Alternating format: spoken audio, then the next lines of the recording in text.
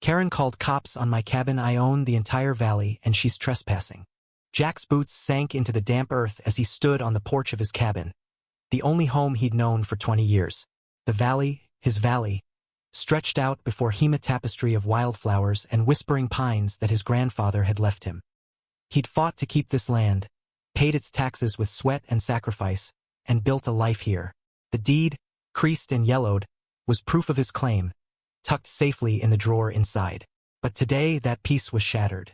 Karen had arrived at noon, her SUV kicking up dust on the dirt path that wound through Jack's property.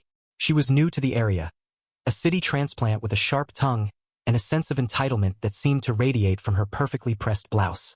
She'd bought a plot at the valley's edge, or so she claimed, and had been poking around Jack's land for weeks, complaining about his unkempt cabin and the wildflowers she deemed weeds. Today she'd crossed a line. "You're squatting." Karen's voice pierced the quiet, her finger jabbing toward Jack as she stood on his lawn. "This valley's public land, and I'm reporting you." Her phone was already out, dialing 911 with a smugness that made Jack's blood boil. He clenched his fists, not out of anger, but to steady the ache in his chest. This was his home, his sanctuary. "Ma'am, I own this valley," Jack said, his voice low but firm. "Every acre. Check the records." Karen scoffed, tossing her hair. "I've got a deed too, and I know my rights. You're a fraud, and the police will sort this out." Jack watched her, the weight of her words sinking in. He'd seen her type before, people who thought they could bend the world to their will.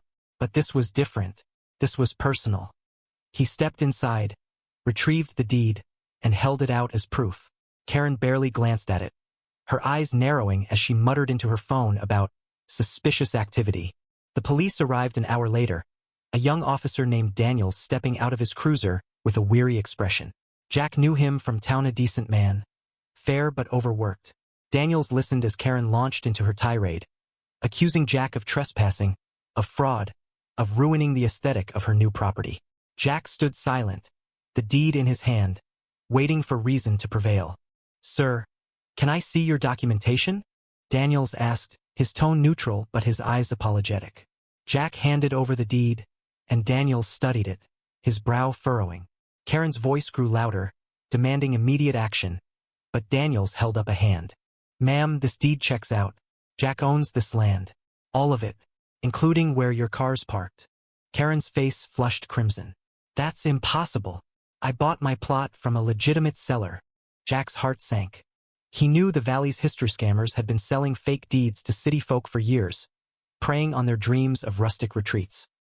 He'd fought off 3 such claims in the past decade, each one chipping away at his patience. But Karen wasn't just a victim of a scam. She was a storm, and Jack was her target.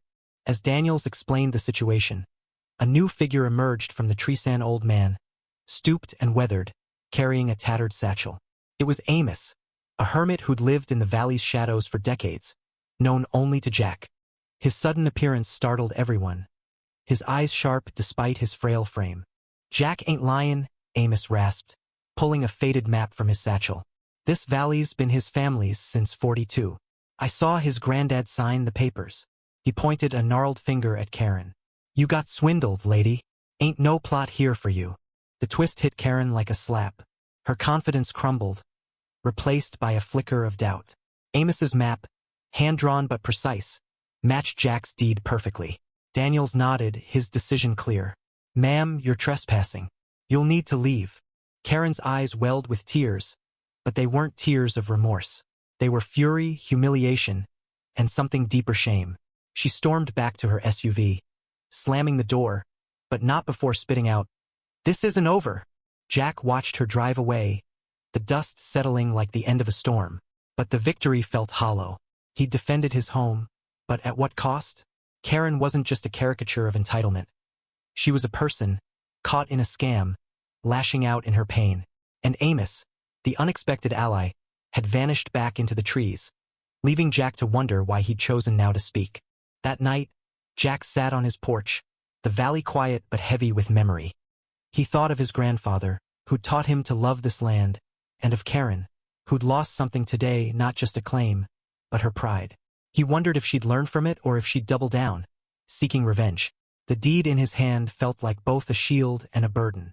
The next morning, Jack found a note pinned to his door. It was from Karen, scrawled in hasty, angry script. "I'll sue you for everything you've got." His heart sank. The valley was his, but peace was fleeting. He'd won the battle, but the war was far from over.